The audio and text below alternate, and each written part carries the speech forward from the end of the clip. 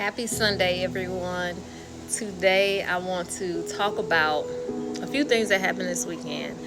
So, the Young Lions World Conference at the Carpenter's House of Worship was amazing this weekend. It was so good. It was inspiring. The kids, the youth, and the young adults, they really showed up and showed out. The adults that were a part of it, the adults that put it together, they really operated in leadership and showed true unity.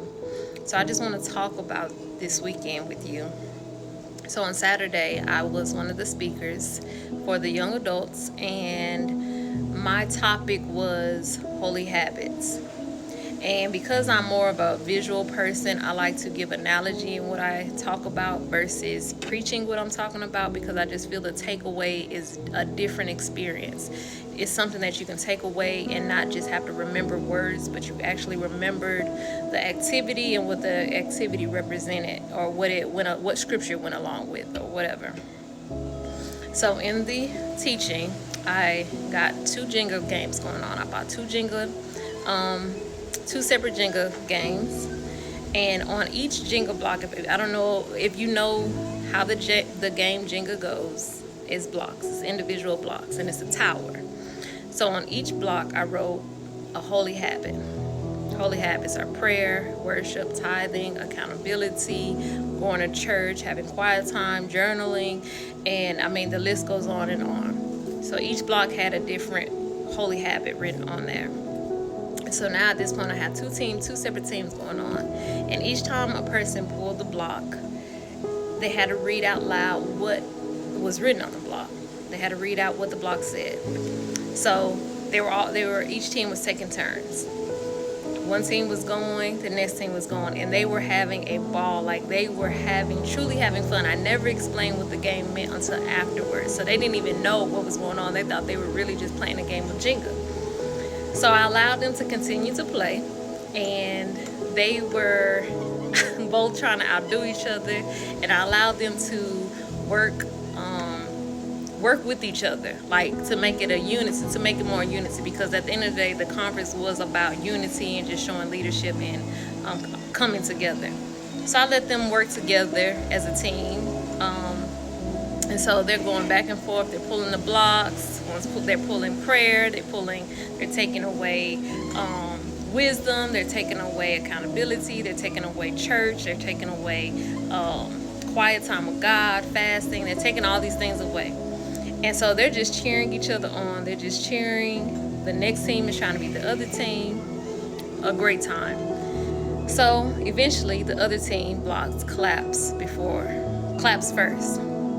And so the next team, whose blocks were still standing, whose foundation was still standing, they're celebrating. They are celebrating, and they are embracing the win. So at the end of the game, that's when I described what the game meant and what the illustration of the game was.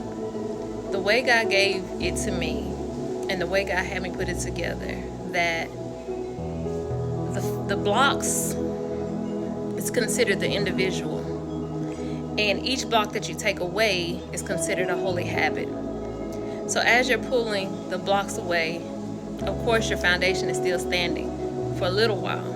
But as you keep pulling and pulling and pulling and taking away prayer out of your life, taking away worship out of your life, taking away fasting, taking away these holy habits from your life, your foundation is getting weaker and weaker. And when eventually, we all know what happens with Jenga, it falls. And that happens to us when we remove these habits from our life, when we remove prayer, when we think that we can wake up and just take away prayer. We think we can wake up and our day is going fast, like we woke up too late. So we didn't get to pray that day. Or life is just really lifing, so we skipped a prayer day. But each day that you do that, each time that you do that, it builds. The foundation gets weaker and weaker and weaker. And eventually, you fall. Eventually, your strength falls. Eventually, your foundation is not strong anymore, because now you're trying to operate on your own. Now you're just walking around doing life on your own terms. But if you continue to maintain your holy habits daily, your foundation can't be shaken, your foundation can't be broken, and you will stand strong and you will walk in the strength of the Lord.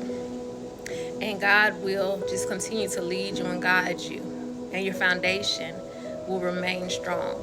So I just really, really enjoyed that. I'm glad God gave it to me in the way that He did. The revelation that I received from that was just amazing. They all had fun in it, but at the end of the day, they learned something. They had no idea that that was what the game was going to be about.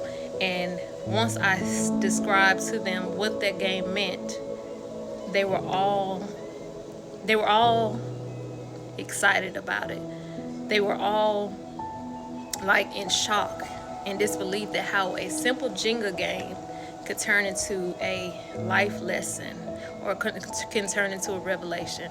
So I just wanted to share that with you. It was just a great time. I enjoyed it, and it's something that you can teach your kids. It's an activity actually that can be taught to teenagers and other young adults. It was just a great time. So stay strong, stay prayed up, keep your foundation going, keep those holy habits intact, and God will walk with you always. And He will not allow you to fall as long as you keep Him first.